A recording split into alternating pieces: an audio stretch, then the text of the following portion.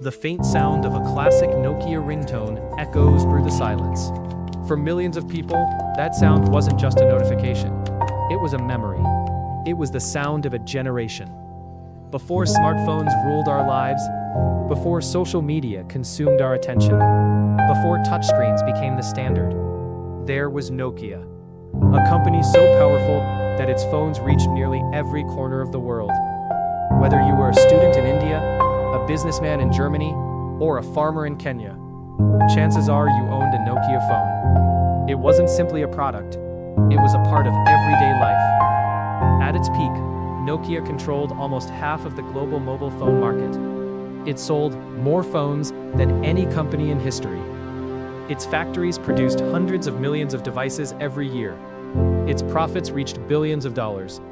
Its brand was trusted by people on every continent. To investors, Nokia looked unstoppable. To competitors, it looked untouchable. And to customers, it was simply the best. If someone had predicted in 2007 that Nokia would lose its throne within just a few years, most people would have laughed.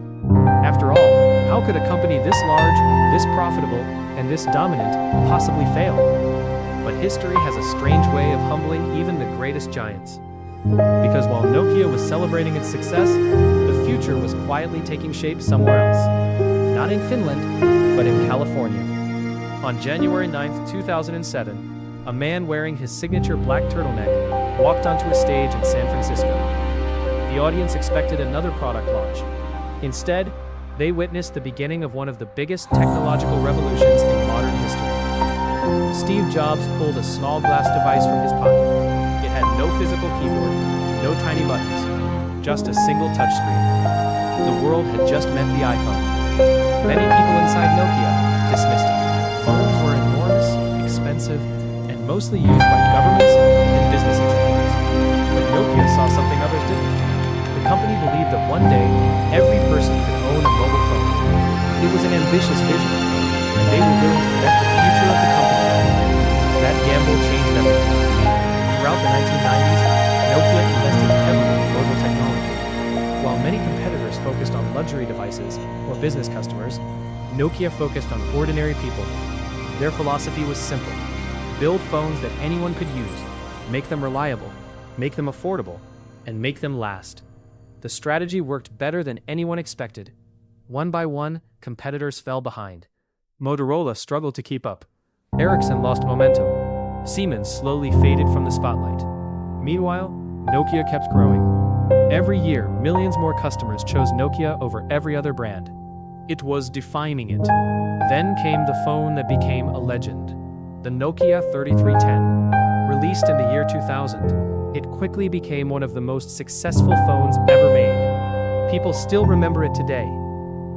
Not because it had the best camera, not because it could browse the internet, but because it simply worked. You could drop it on concrete, carry it for years, forget to charge it for days, and somehow, it always survived. Its battery lasted nearly a week. Its buttons were satisfying to press.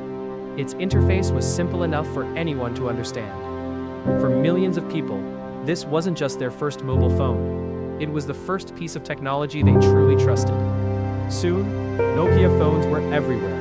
In classrooms, on construction sites, in taxis, in offices, in villages without reliable electricity, and in cities filled with skyscrapers. The Nokia ringtone became one of the most recognizable sounds on Earth. By the early 2000s, the company had become a global icon. At its peak, Nokia sold hundreds of millions of phones every year. Its factories operated around the clock. Its products reached more than 150 countries. Its annual revenue climbed into the tens of billions of dollars. Investors loved the company. Customers trusted it. Governments partnered with it. Business schools praised it as one of the world's greatest success stories. Inside Nokia headquarters, confidence was at an all-time high. Perhaps too high. Because success has a hidden danger. The longer a company stays on top, the easier it becomes to believe that nothing can replace it. That your customers will never leave. That your technology will always be enough. That the future will look exactly like the past. History has shown this mistake again and again. Kodak believed film would last forever. Blockbuster believed people would always rent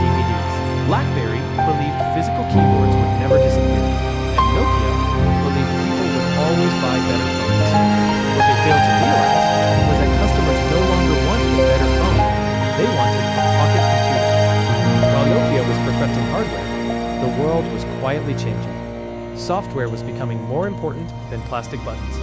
Applications were becoming more valuable than battery life. Developers were becoming just as important as engineers. A new battle was beginning, and Nokia wasn't ready for it. Thousands of kilometers away, in California, another company had been preparing for exactly this moment. Apple wasn't trying to build the strongest phone. It wasn't trying to build the cheapest phone. It wanted to reinvent what a phone could be.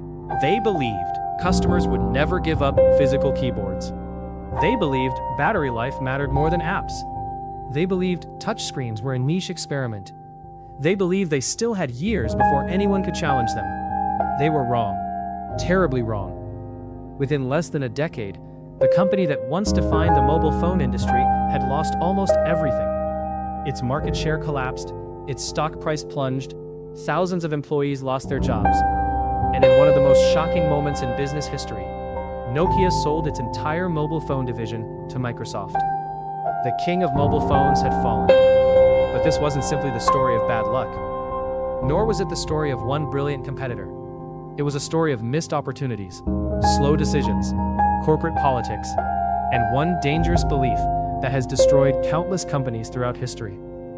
The belief that success today guarantees success tomorrow.